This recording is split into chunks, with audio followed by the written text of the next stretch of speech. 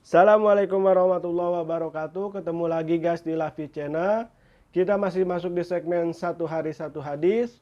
Kita masih membahas tentang Sahih Al-Bukhari, nomor hadis di 648.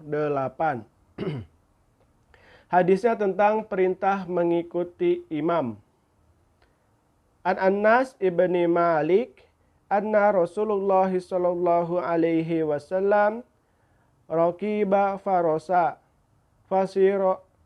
fasuri'a anhu fajuhisha shikkuhu aiman fasalla sholah min sholawati wa huwa qa'id fasallaina wara'ahu qu'uda falamman sarafa qala innama ju'ila imama muliyu tamma bih fa iza shalla qa'ima fa shallu qiyama fa iza raka'a farka'u wa iza rafa'a farfa'u wa iza qala sami Allahu liman hamidah faqulu rabbana walakal hamd wa iza shalla qa'ima fa shallu qiyama wa iza shalla jalisa fasallu julusa ajma'un. Dari Anas ibnu Malik bahwa Rasulullah Shallallahu Alaihi Wasallam pernah menunggangi seekor kuda lalu beliau terjatuh dan terluka pada sisi badan sebelah kanan. Maka beliau melaksanakan salah satu sholat sambil duduk. Kami pun sholat di belakang beliau dengan duduk. Setelah selesai beliau bersabda, sesungguhnya imam dijadikan untuk diikuti. Jika ia sholat dengan berdiri, maka sholatlah kalian dengan berdiri. Jika ia ruku, maka rukulah kalian. Jika ia mengangkat kepalanya, maka angkatlah kepala kalian. Dan jika ia mengucapkan sami Allahu liman hamidah, maka ucapkanlah Rabbana walakal hamd. Dan jika ia sholat dengan berdiri, maka sholatlah kalian dengan berdiri. Dan jika ia sholat dengan duduk, maka sholatlah kalian semuanya dengan duduk. Pesan hadis, imam dijadikan untuk diikuti oleh makmumnya. Makmum diharuskan untuk mengikuti semua gerakan imam. Sehingga jika imam sholat dengan duduk, maka makmum juga sholat dengan duduk. Jadi ini adalah hadis perintah bagaimana kita harus mengikuti imam kita dalam melaksanakan ibadah sholat. Layaknya lah ketika Nabi menyampaikan perintah ini juga bisa kita terapkan dalam kehidupan kita sehari-hari. Karena apa? Perintah mengikuti imam ini tidak mencakup saja di dalam sholat. Karena apa? Di setiap kehidupan kita pun pasti kita mempunyai imam atau pimpinan. Bahkan kata Rasulullah, anak muda adalah pemimpin bagi dirinya sendiri. Nah, apalagi yang sudah menikah. Bahkan ketika kita sendiri pun pemimpinnya adalah diri kita sendiri.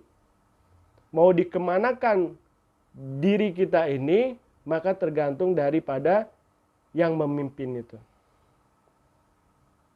Nah, di sini dijelaskan oleh Rasulullah, ketika imam itu duduk, maka jamaah yang di belakangnya ikut duduk. Ketika imam berdiri, maka jamaah yang di belakangnya ikut berdiri. Ketika imam ruku, maka makmum atau jamaah di belakangnya ikut ruku. Begitu seterusnya. Nah, begitupun ketika kita dalam kehidupan di dunia ini. Ketika kita menjadi pemimpin bagi diri kita sendiri, maka ketika kita memakmumin diri kita ini, maka bawalah diri ini untuk terus menggapai ridhonya Allah. apalagi yang sudah berumah tangga. Yang imam di situ siapa? Yaitu kepala keluarganya atau si suaminya. Nah, ketika suaminya itu mengajarkan atau menyampaikan kebaikan untuk terus mendekatkan diri kepada Allah, maka wajib untuk diikuti bagi si istri. Karena apa? Ketika si imam atau pemimpin dalam rumah tangga ini menunjukkan jalan yang telah Allah ridhoi, maka layaknya lah sebagai makmum atau sebagai jamaah di dalam rumah tangga itu kita harus taat dan patuh kepada imam atau pemimpin kita di dalam rumah tangga. Begitupun yang di dalam sholat ini diperintahkan oleh Nabi ketika imam duduk maka makmum duduk. Walaupun makmum itu bisa berdiri posisinya. Tapi karena imam duduk, maka makmum pun harus duduk. Nah, hubungannya dengan rumah tangga, walaupun kita sebagai pasangan atau sebagai istri, ketika kita lebih mampu melakukan segala sesuatu hal dibandingkan suami kita, tetap kita sebagai istri jangan sampai kita tidak mengikuti apa yang menjadi arahan dan tuntunan imam kita dalam rumah tangga. Karena kenapa? Dalam sholat aja kalau kita tidak mengikuti imam, sudah pasti sholat kita akan batal. Bayangkan kalau di dalam kehidupan rumah tangga kita terapkan seperti itu. Berapa banyak batal yang kita lakukan. Karena apa? Kita tidak patuh dan tidak taat kepada imam kita. Di dalam sholat aja sholatnya nggak sah ketika seorang makmum tidak mengikuti imam. Apalagi sampai diterima, itu jauh banget. Jauh dari panggang daripada api. Karena apa? Dalam status sholatnya aja sudah batal. Nah, hubungannya dalam rumah tangga ketika seorang makmum tidak mengikuti imamnya, maka pasti akan ada crash, pasti akan keributan. Karena apa? Si makmum ini tidak menyadari bahwa dirinya adalah makmum. Nah, begitupun kita ketika jadi imam, kita harus sadar diri kita itu imam. Jadi kita harus tambah wawasan kita. Agar kita sedikit alim lah minimal. Mengetahui hukum-hukum yang Allah sampaikan kepada baginda Nabi. Apa yang menjadi kewajiban imam, apa yang menjadi ketentuan imam, kita pelajari. Agar apa? Kita kan membawa jamaah, membawa makmum.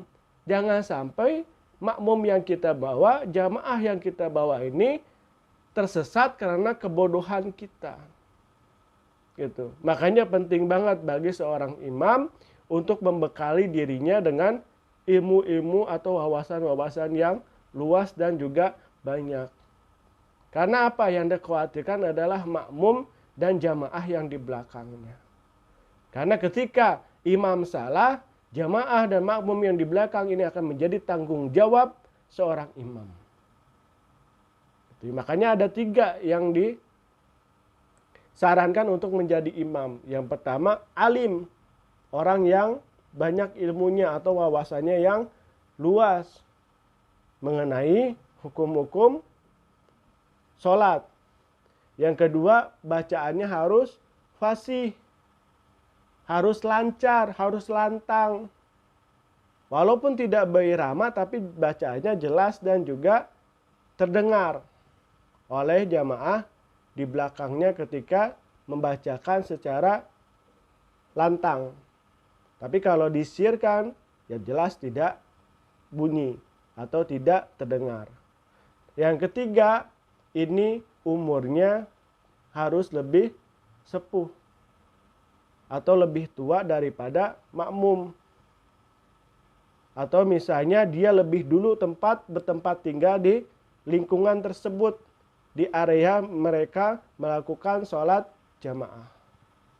Nah, dari 3 hal ini bisa melingkupi ketentuan dia untuk menjadi imam. Tapi yang paling utama adalah dia harus alim dan juga fasih dalam mengucapkan ayat-ayat Allah.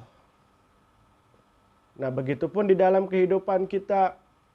Ketika kita di rumah tangga, imam kita adalah suami. Ketika kita keluar rumah, kita juga masih punya imam. Siapa imam kita? Yaitu rukun tetangga. Siapa ketua rukun tetangga? Yaitu Pak RT. Nah, itu harus kita wajib lagi hormat kepada beliau. Karena beliau adalah imam dari rukun tetangga. Karena apa? Mereka yang akan menentukan kita mau di mana tetangga-tetangga kita, rukun tetangga ini dibawanya. Ketika kita ke RT hormat, apalagi ke atasannya, ke RW. Ini juga kita harus lebih hormat lagi. Sampai ke atasnya. Gitu. Ketika kita bisa menerapkan itu dalam kehidupan kita, insya Allah keamanan, kenyamanan, dan ketentraman dalam lingkungan kita akan selalu terjaga dengan baik. Karena apa?